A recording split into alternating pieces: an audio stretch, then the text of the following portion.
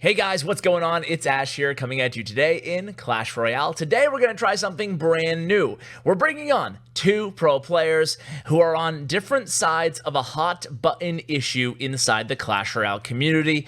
I'm going to go ahead and give both of these pros around 5 to 6 minutes to argue their point, their side, to the best of their ability. And then at the end, you guys can decide and tell me what side of the argument you're on in the comments below, and if either of these guests were able to sway your opinion to one side or the other. So today the topic is going to be card bans. Remember to let me know if you like this series idea, and I'll keep doing more if you guys enjoy it and watch it and like it. So guys, let me know in the comments, and without further ado,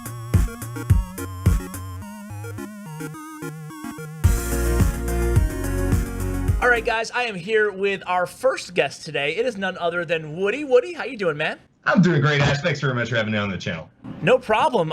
This is going to be an interesting video because I've never done anything like this before, but it's going to be a friendly debate between you and Colton. You're both on different sides of the card ban issue in terms of competitive leagues and tournaments. So in other words, is card bans allowing one player to select one card that the other player can't use? Is it a good thing or a bad thing? I think that it's a bad thing. I have put a lot of thought into this. I wrote an essay about it. I made a video on my own. I made the hashtag bomb tower, and it's starting to catch on. It's something that the community is not really naturally receptive to. I think that there's a lot of people out there in the Clash Royale world who really want this to be an esport and want it so badly that they're willing to kind of do anything that they think needs to be done in order to push it in that direction. They see a lot of other games that have bans. They think that's a natural way to implement it, and then they create this justification in their head afterwards that it promotes deck diversity and it forces players to think up on the spot new decks and respond instantly. I don't think that those are good values, though, for what we should be looking for in competitive Clash Royale. Okay, that's a fair take. Do you think that, I think that Colton's probably going to say something like, it adds an element of diversity, and also it helps promote players who are multifaceted, who aren't just one-trick ponies, and that's good for the overall competitive scene. What would you say to that? That's an interesting take, and that's one that I've heard quite frequently. Colton and I were tweeting back and forth each other about this previously. That's how I picked you guys. Exactly. But something that I think is really important about a game like Clash Royale is that you get to play it however you want to. You get to create your own deck. Everyone is sitting there at home in between games thinking, what could I do to this deck to tweak it, to make it a little bit better, to make it respond to my opponents, in this way better, to, respond to decks that are really popular in the metagame right now in this way. And I think that the deck crafting should just be considered such a sacred part of the game and something that shouldn't be manipulated by your opponent. That I just outright reject bans to begin with. But I think second of all, addressing the supposed benefits of bans, that it promotes deck diversity and it adds this other layer of skill. I think that the layer of skill that it adds is not real in-game skill. It's this weird, forcing someone to just become panicky but stay cool under pressure. And while that's an interesting thing that you may want to put on to someone in some settings for entertainment value or whatever, I don't think that it makes sense in a game like Clash Royale. You could have someone walk the tightrope while they're playing Clash Royale, and it would certainly require a lot more, your focus, and it might be funny if they fall off or something like that. But it doesn't really mean that the skill that you're adding to the game is inherent in what makes the game great. And I think that what makes the game great is I figure out a deck that I want to play.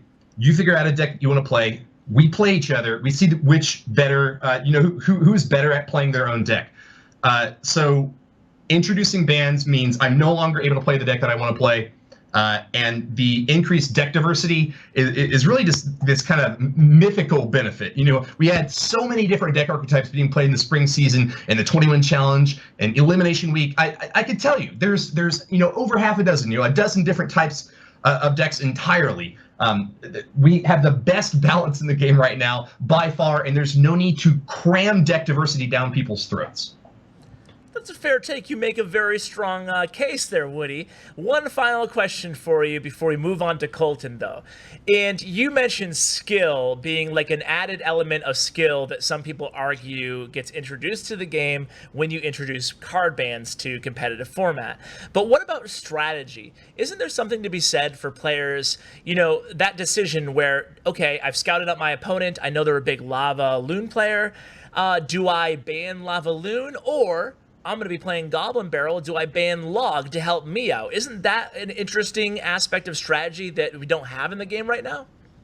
I think that we definitely have that in the game right now. If you know what kind of decks your opponents like to play, you can try to counter deck them. You can try to build decks that respond to them. You aren't necessarily locked in to playing any one certain archetype, and then you try to just make your opponent's deck worse. And they try to make yours worse. I think that this causes a race to the bottom in which players are no longer able to use the best decks in the game. And it's kind of sad that when we watch CCGS, we're not seeing the best decks in the game right now. We're seeing the second or third best decks that players are being forced to use because they don't have access to their favorite cards. When I see win conditions like Balloon, awesome new cards like Mega Knight being banned, even though they aren't necessarily overpowered, it's just something that the defender doesn't really want to have to deal with, or doesn't have the skill or the cards or the know-how to deal with. It just makes me sad because I think we're losing very interesting, flavorful elements of the game. When someone is known as the minor god, someone like B-Rad, or my good friend Dark Jar Jar, the Three Muskies expert, or someone like King K102, their identities are so intrinsically tied, in the case of King K102 with a giant skeleton, to the cards that they play. And I, your humble mortal, really understand this fact as well, that they love playing these one cards, and when you ban it, it takes the fun away from the game. It makes it less fun for the players, for the viewers who want to see the storylines develop of these guys using these wacky cards and making it work instead of seeing these cards banned.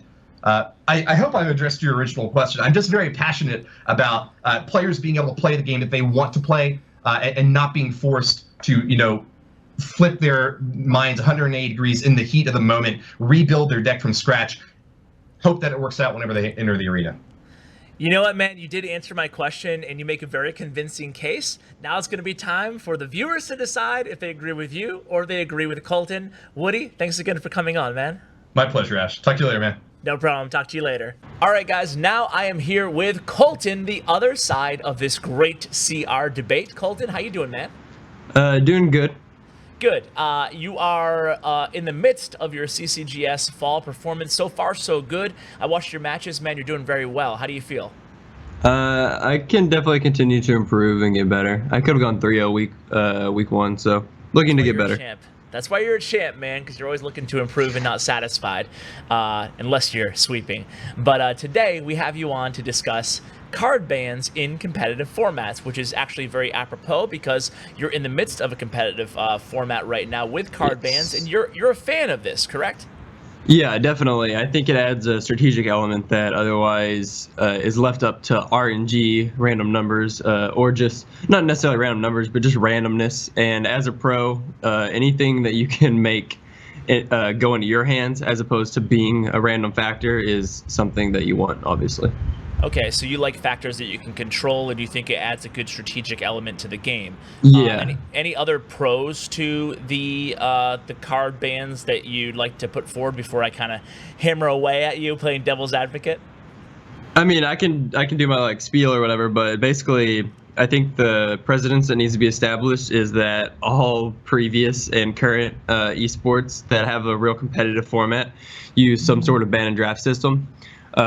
Having a lot of prior experience in League of Legends, that's what I often draw from. Different game, obviously, but in a way that a team composition of champions makes up your team in League of Legends, cards make up your deck in Clash Royale, and it's controlled by an individual. But in the same way, one deck for an individual will never work the same way that one team composition will never work in League of Legends. And if you look at their ladder, there are people that play a single champion. This is in League of Legends, that play a single champion or hero, and they do very well, and they get at the top of the ladder using one deck. And I advocate for that in Clash Royale if you're playing ladder because of the level differences, but also just because you learn that deck really well.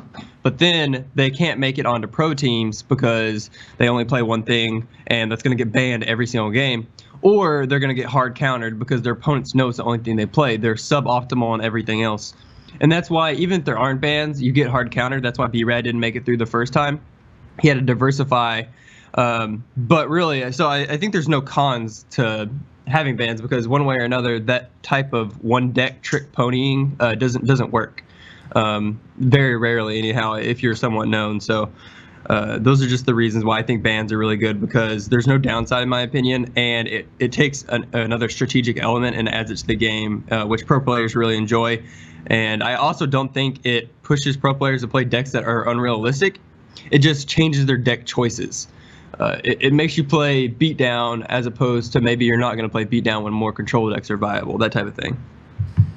And what do you think about the argument that Clash Royale is maybe bans would be a good idea in the future, but right now there's just a limited set of decks and win conditions as is, so adding in the ban to a competitive scene, maybe it's a little premature for that, because as you mentioned, even if you're a one-trick pony, so to speak, you end up just naturally kind of getting stymied once people have a read on you anyway. Do you think that there's a case to be made for maybe bans at some point in the future, but this early on, there's enough variety in the game and enough strategic elements in before the match and during the match where you don't need the bans yet?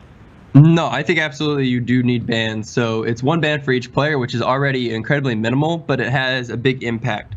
So, for example, in my third match against Bernstein at CCGS, we banned Miner and Goblin Barrel, which took away most like Control Inferno Tower decks.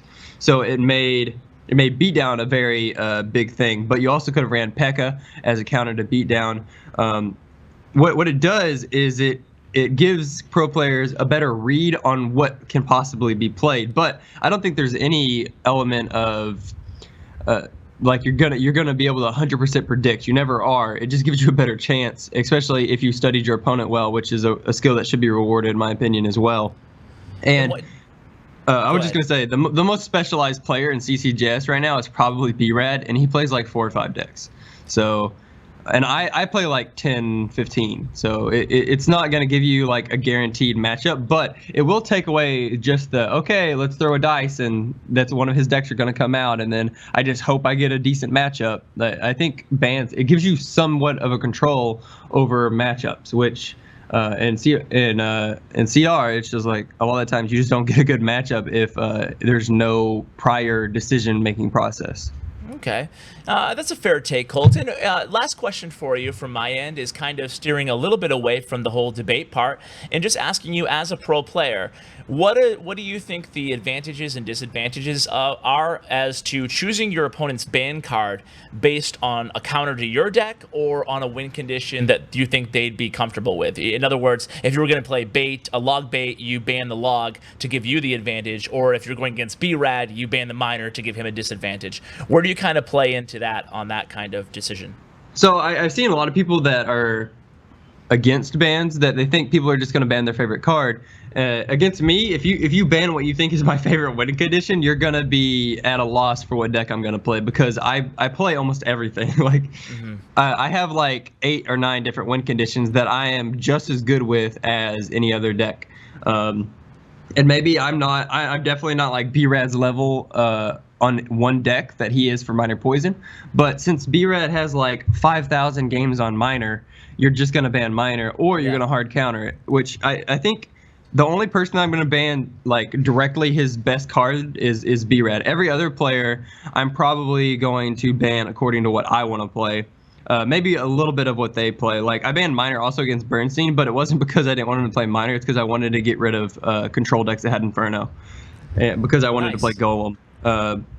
Because every deck that he hadn't ran with Miner was very weak to Golem. So, and Golem was a deck I had only brought out like once. So I didn't think he would predict I played Golem. So it's just things like that. It's banning a card that gives your decks, maybe it affects them a little bit, but mainly it just gives you a better way in. But it needs to not be obvious. Like a Miner ban doesn't necessarily mean Golem. It could also mean Lava Loon, any beatdown I wanted to play.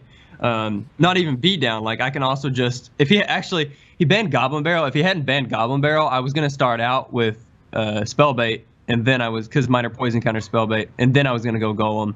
So it's not necessarily obvious. It's just banning a card that could affect you, because a lot of P.E.K.K.A decks also run minor, but this isn't something that's obvious. It's not a direct counter. You don't see minor and think, oh, that counters Golem. You think the deck compositions that use minor can counter Golem, and based on what he had previously shown that he was comfortable playing with. So there's a lot of thinking that goes into it, and it can help you, and it can also have a non-factor, because I mean, I think people say, oh, you're going to ban a win condition, or if you include bans, you're going to see these really weird decks come out that aren't true. But I mean, every deck I ran is a normal deck composition. It affects the deck that you bring, not the cards that you include. So I think that's really important. And then also another thing you'll see is like strong support cards being banned, and that's not so much to get rid of that support card, but to control the archetypes that your opponent plays. And I mean there's 3 archetypes, I guess, but more so controlling the decks they play. So it brings out it just brings some predictability if you're good at bans. And obviously if you don't like bans, you don't have to ban anything, but I think you're putting yourself at a disadvantage if you do, because it is, I mean, the reason you ban is so that you can have some